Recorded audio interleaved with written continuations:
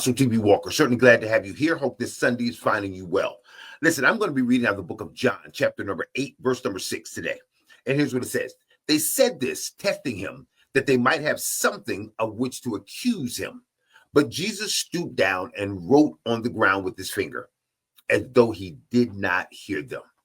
Now, I want you to take a look at this because I want you to get the scene here.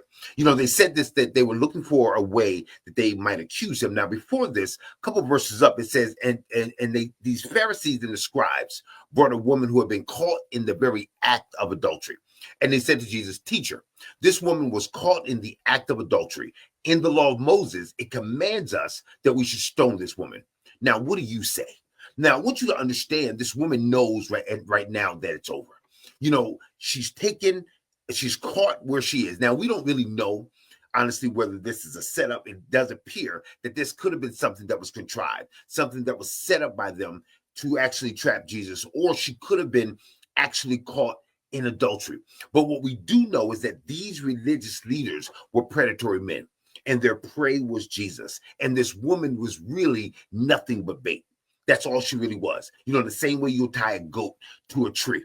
If you're trying to catch a lion, or if you're trying to catch a tiger or some rogue beast, this woman was a weapon used against Jesus. That's all she really was to them. Now, when you look at this, she has got to be in absolute terror, whether she's been caught in adultery or whether this is a setup. She's been set up or caught by scribes and Pharisees. This is like being caught up by the prosecutor and the judge, right? They both are catching you in the act, or they both are coming together to conspire to bring you before the courts for a reason. Now, there's no court here that she's got to worry about, because the people who would make the ruling and the judgment are them and their friends, right? It's their people. So she knows that she is as good as dead. It's over now. Imagine that she's just simply thinking, what's this going to be like?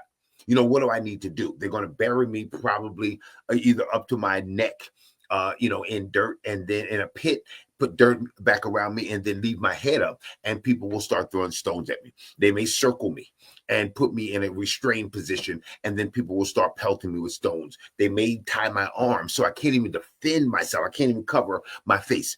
But either way, none of those is going to work out for my good. None of those is going to be good for me. I'm not going to feel good about any of those choices. So she's got to be in abject terror. But all of a sudden, she's not taken to the place where the stoning is going to happen. She's not taken there. She's diverted for some reason. She's pulled away from what is imminent death to something else. She's brought before Jesus. And so she's taken and she's hurled in front of Jesus, and they now say, "Hey, listen, we caught this woman. We caught her in the act. There's no question about whether she did it or not. There's no room here for any of your little wise shenanigans. What do you think we should do? What do you say?" Now, their hope is that Jesus is going to actually either do one or two things. He's going to say, "Listen, hey, you got to stone her. You got to stone her according to the law of Moses, right? Which is going to ruin this merciful reputation and show himself to be like them. Because if you can't destroy him, you got to destroy his reputation, right? They're after what people think about him. When Jesus comes and he says, "Who do men say that I am?" And there was noise about that he might be Elias, he might be Elijah, he could be Moses, right? He could be some great man. He could be Jeremiah. We don't know, but we know he's great.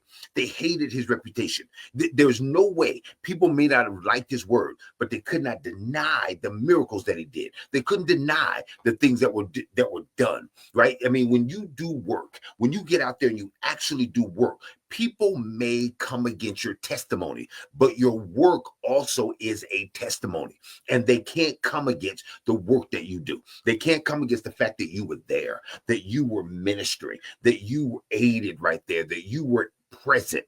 They can't stop that. They may refute what comes out of your mouth, but you also have a life to live that you live that speaks sometimes louder and speaks with much more volume than sometimes your word, sometimes greater than your voice. They're hoping that he's going to do that and show you just like us. You know, one of the things that the enemy wants to do is conform the world into its own likeness, right? You take men of God and you take women of God, and the enemy knows, like, okay, I can't kill you, but what I'll do is I'll kill your way. Jesus says, I'm the way, the truth, and the life. No man comes to the Father but by me. So the reality is we follow that way. What the world wants to do is conform the men and the women of God into its likeness, where it is just like them. Right? I just want you to be like me. The only thing I don't want you to fall, you know, from your moral perch. But what I want to show the rest of the people is that you're human too. You're just like us. You're fallible, just like us. That's why the world wants to showcase every fault that you'll see in the church, because its own desire is to say, hey, I just showed you his fall. Now I am going to pick him back up because he's our guy now. You know, listen, I just showed you her downfall. But listen, I'm going to be the one to defend her or defend him, because I'm going to pick them up and begin to mold them into my image. They will no longer hold to the same standard that they could never live up to anyway.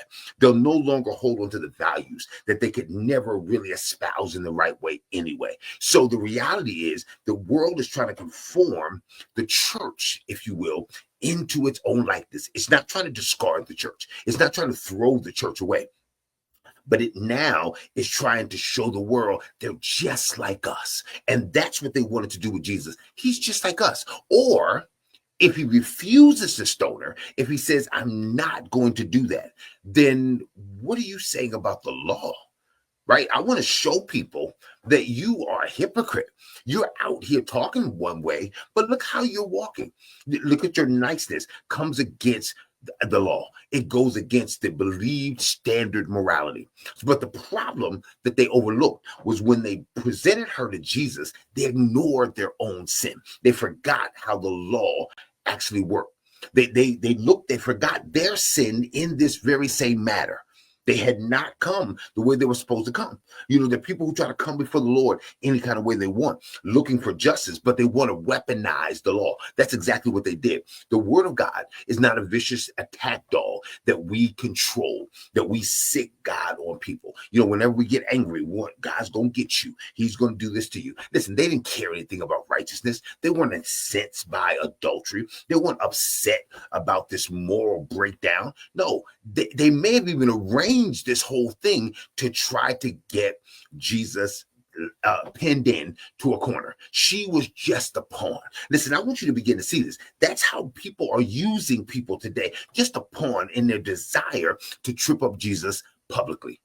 Her life had no value to them. Her only value was this particular plot. Her conviction, her shame, and her eventual death was just to diminish Jesus's popularity. They were willing to kill a woman over an issue they didn't even care about. They were willing to destroy this woman, her reputation, impugn her family over an issue they didn't even care about. They had ulterior motives. They really didn't care. She was just a convenient, expendable victim. And that's a problem when the church begins to see its own people that way. When leaders begin to see members as expendable, when leaders begin to see members as just a honeypot, it's just a money pot. They're just, you know, you're that big gold at the end of a rainbow. You know, that's the problem. And that can be a problem. Listen, they claim that the woman was caught in adultery. They said in the very act, yet they didn't bring the guilty man there. Adultery is not the kind of sin you can commit by yourself. No, Jesus saw through the ruse, and that's what's happening today. Listen, do not be deceived. God is not mocked. Whatever a man sows, that shall he also reap. Jesus is not moved by the things that are the smoke screens, the false righteousness that you're seeing and that you're seeing today. The same thing here. These men were touting the law. They were coming and said, hey, what do you think? We already have made a decision and we agree with God and truth that Jesus says, you generation of vipers. That's what he called them. He says, you whited walls. You're just like whited sepulchres. You're really a tomb. On the outside, you look nice because people take care of the outside, but inside is nothing but dead things. So when you begin to look at what's going on, many people are going in to places where God is not and are coming out like zombies. They're just dead things. The outside looks great. The lineup of things that they're doing looks great. But the truth of the matter is they don't care at all about the word. They don't care at all about the people. More people just means more publicity. More people just means more money. More people means more influence. That's all it really means. So Jesus saw through this. He knows y'all don't have the evidence that this woman committed adultery. You messed up here. If she was caught red-handed, then where is the guilty party? Here's what the word says. And the man that commits adultery with another man's wife, even he that commits adultery with his neighbor's wife, the adulterer and the adulteress shall surely be put to death. Don't tell me you're impartial. Don't tell me you're coming like this. They're not looking on this woman as a real person at all. They're looking on her as an instrument. That's all she was, that they can formulate some kind of charge against Jesus. We can find nothing to charge him with. So we'll go after this woman. We'll destroy her. We'll destroy her reputation, even though we don't care. We're not looking for her to change. If she did this, we're not in it for her change. We're just looking for people to chop down. We're just looking for people to destroy. We're just looking for people that whose reputation we can kill. But listen, Jesus does something that is mind-blowing here. He just stoops down and starts writing on the ground. All right, this is a careful, deliberate response from him. Instead of making some immediate verbal response, he just stoops down. And we don't even realize how he shuts everything down. He writes on the ground, he stoops down, and it indicates something that they don't understand. It indicates humility. But Jesus wasn't just stooping down. He was identifying at that very same moment with the position of that woman. He is the lifter up of the bowed down head. But listen, if you're down that low and your head is bowed down even lower than your body, then the only way to get your head lifted up is to get down where you are. And Jesus standing up, not one being accused with her. He was identified. They were both being accused. She was a pawn in the game, and he was the target of the attack. And the reality is, Jesus and that woman were on the same side. Jesus stepped into the same boat with her. They didn't even realize what they were doing. They were bringing this woman to the boat that she needed to be on. She, for the first time, was on the right boat. She was on the right vehicle. No matter what her life was like at that moment when they say they caught her, she still was a sinner. She had committed sin herself. She was not saved. And the reality is her salvation moment is here. What the enemy means for evil, God has a way of turning that thing around and using it for good. What the enemy thought was going to be the moment of her destruction, I'll kill two birds with one stone. I'll destroy her and I'll destroy him. I'll kill her for what she did or didn't do, with or without the right evidence, with or without any responsibility for doing the right thing, or I'll kill him too and bring a charge against him and get the people to back us up, because we need the people's backing on this. They're starting to see that he sides with them, that God sides with us. We don't side with him. He sides with us. He comes to us. We can't find him. He said, listen, you didn't find me, I found you. I wasn't lost. You were lost. And Jesus stooped down right where she was, down to the ground. And he identifies with her humiliation. He gets into her same position of humiliation. And he doesn't direct anything. He's not angry with her. There's no outrage. He's not angry with them. There's no outrage. He doesn't look at the woman and scream at her. That's what they were hoping. At the very best, he might just rip into this woman, but he doesn't. He identifies with her. He cares for her. He cares to ease her embarrassment. to ease her humiliation, to ease her pain. Listen, see, that's the great problem that we have when we try to understand God, when we're really trying to get our heads wrapped around a just God. How can God show love and grace to someone who is a sinner without being unjust, without breaking his own law, without breaking his own rule? But listen, if we understand what the law was all about, we'll understand the law has God's knowledge in it. I know your nature. I know you're fallen. I know you're going to fall in a ditch. I have fences to keep you from that. But if you fall in, it was always my desire to get you out. It was never the desire of God to see you in a ditch and just glory in your pain, glory in your suffering, enjoy you perishing. The Lord says, I don't want any to perish. I want everybody to come to repentance. So the first thing he does is identifies with her low condition. He identifies with her. He gets in there with her. He's not saying I'm low. He makes himself low. Do you understand with Jesus coming to the earth, what he has to do, what he gives up to come down to be like us, not just with us, but like us?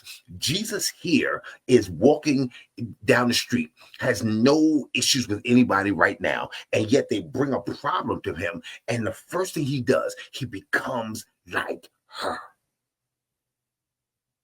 I'm humble. I'm coming down on the ground. I'm putting myself here with you because you're here. Not because of them, but because of you. He doesn't humiliate himself. He doesn't bring himself low because of his attacker. He brings himself low because of the woman who's being attacked by the attackers who are attacking him too. If they hated me, they're going to hate you. If they hate you, know that they first hated me. We are together. Jesus comes to get his brothers. He comes to get his sisters. We are together. He understands us better than we even understand ourselves. He is closer to us, and even in our sin, than we think. We don't have a God who shies away because there's some darkness in our lives. We don't have a God who shies away as if, there's a problem that is just too hard for him to solve, that we have dirt on us, that it's just too dirty for him to even put his hands on. No. He is the lifter up of the bowed down head. And he turned and got on the ground and started writing as if he did not even hear them.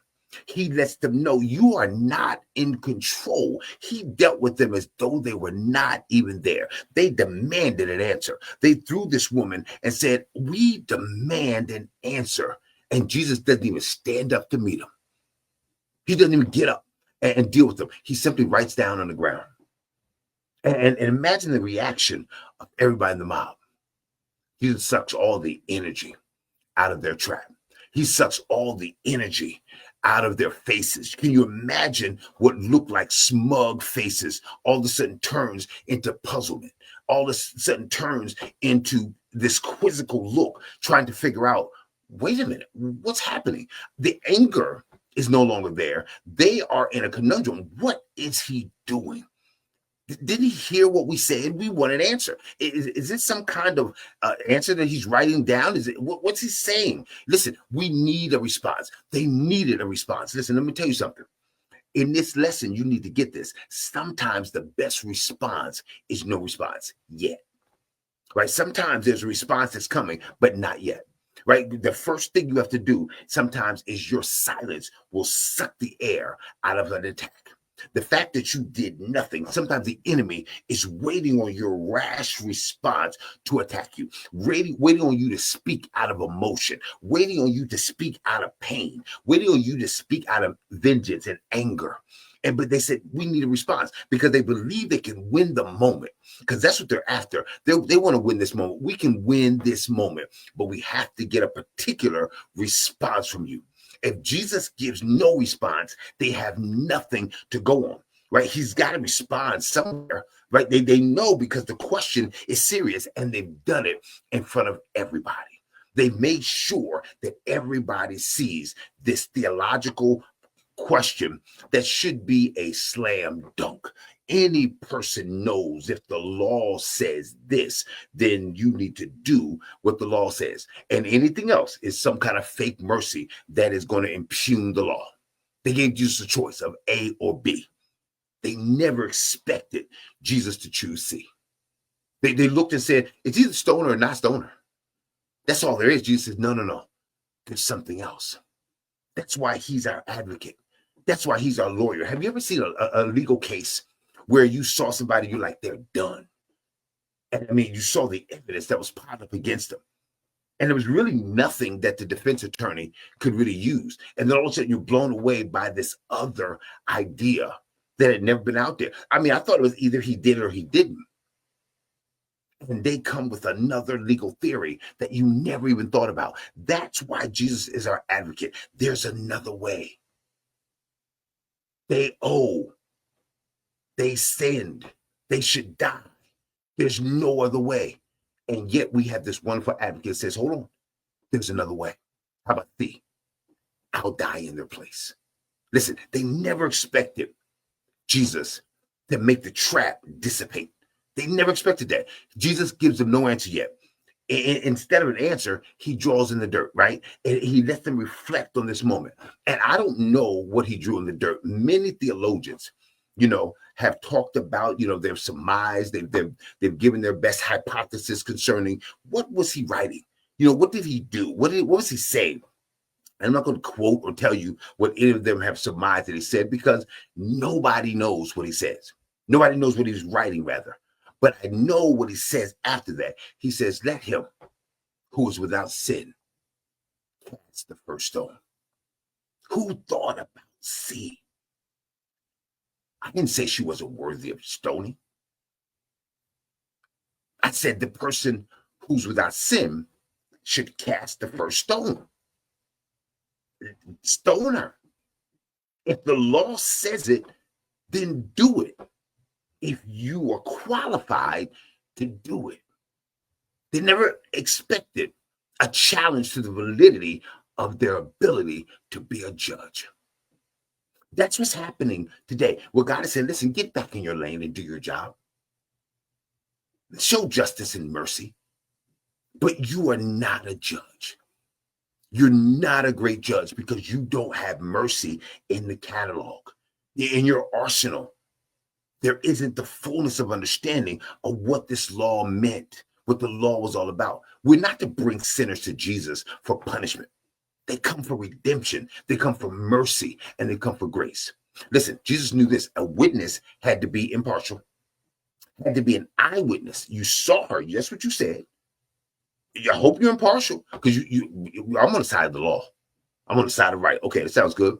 Then you have to also then do the next thing, which is cast the first stone. But now that person, I guess you didn't think about this, has to be without sin. I thought it was about her sin. No, it's about you.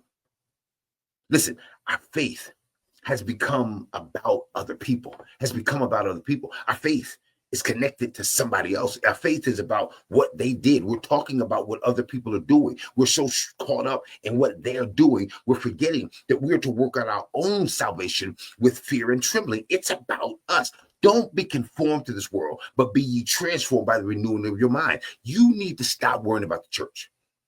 The church is fine. It's you that make up the church that is the issue. It's each individual that's got to get back to working out their own salvation with fear and trembling. We need to stop worrying about the universal churches if we've got it in our hands. I can promise you it's in God's strong right hand.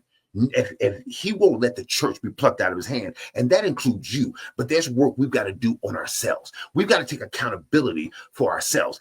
Are you able to cast the stones that we're casting? We spend this copious amounts of time bringing our own brothers and sisters down. I mean, we spend huge amounts of time just sharing information that makes each of us look bad. And listen, there's enough to go around. There's a lot of dirt out there. There's a lot of mess out there. There's a lot of grandstanding. There are a lot of people that are doing this for the wrong reason. But it's about us. What about it? What about you? What about the false things that are in your heart? What about the problems that are in you? Listen, throw a stone at the brother if you yourself are without sin. Throw a stone at him for lying if you haven't lied. Bring him down, knock him down, take him off his perch, knock that crown right off his head.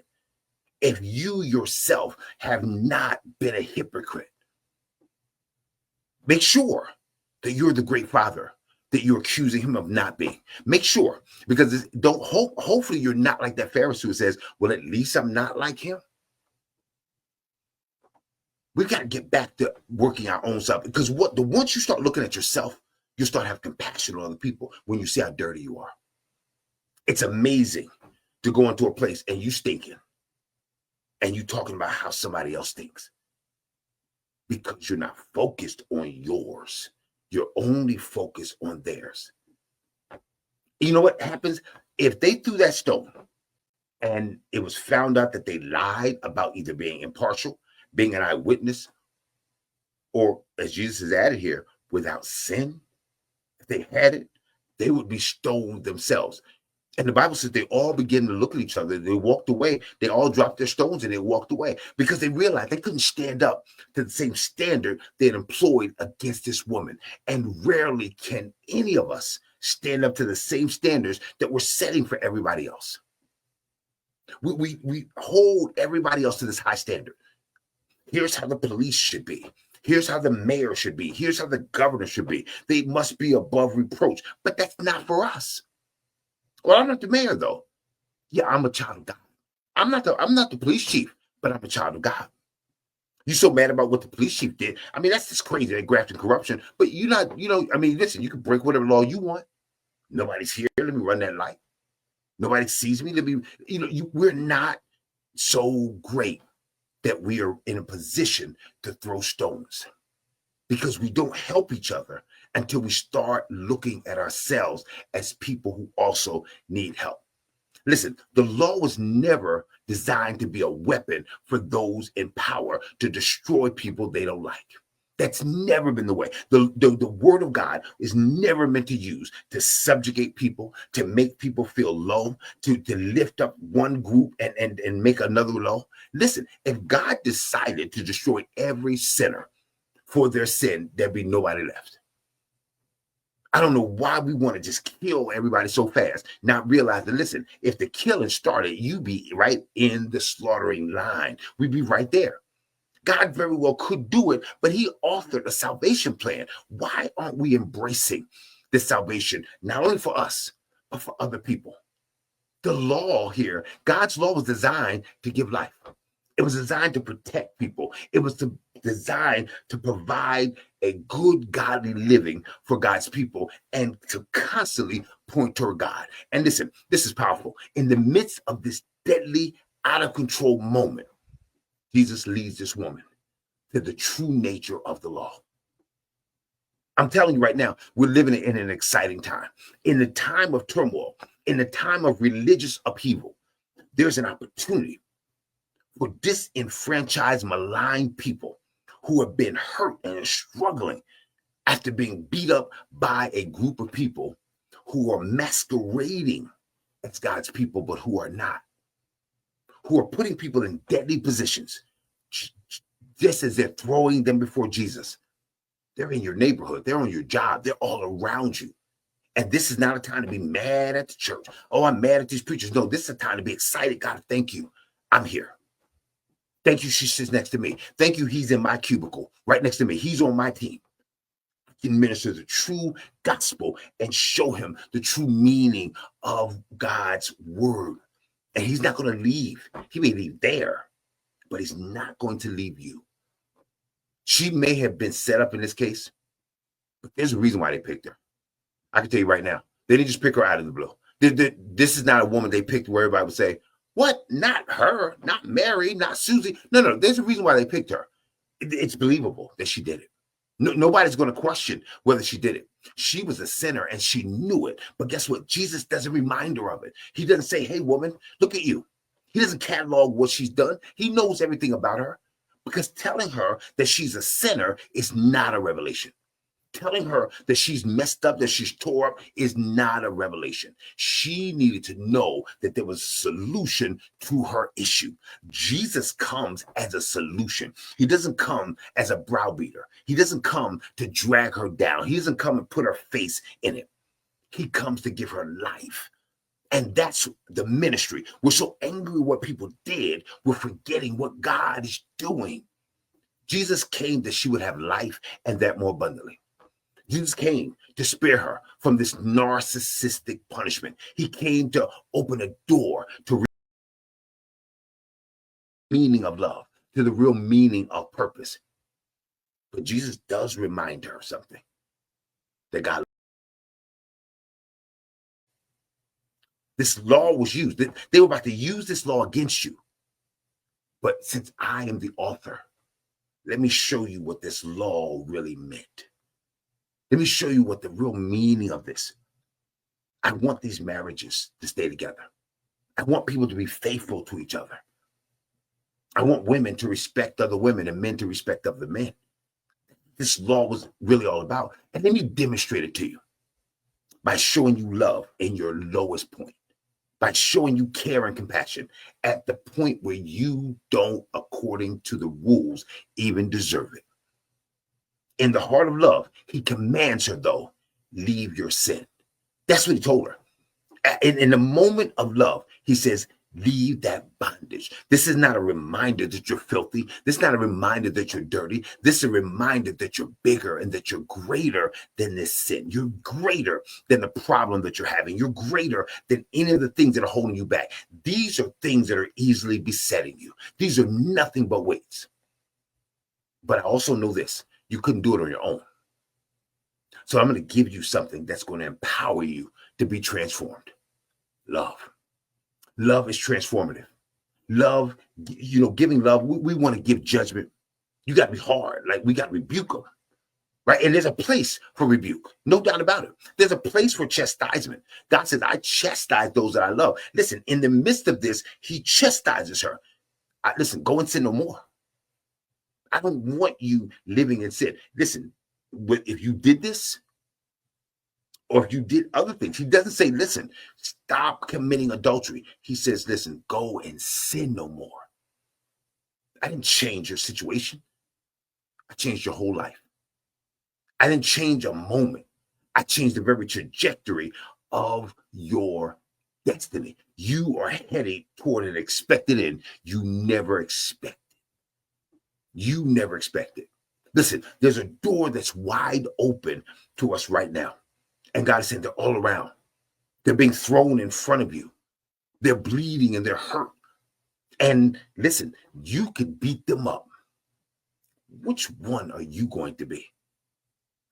Because I'm going to tell you something. If you want change, if you just want to complain, if you just want to dog people out, if you just want to just label and catalog just how bad they are, then I'm not talking to you. But if you want to see people change, you have great power inside of you that change you. It's called love. And if you show love, you're going to see transformation, because it's God's will that we're not conformed to this world, but we're transformed by the renewing of our minds. Her mind had been transplanted.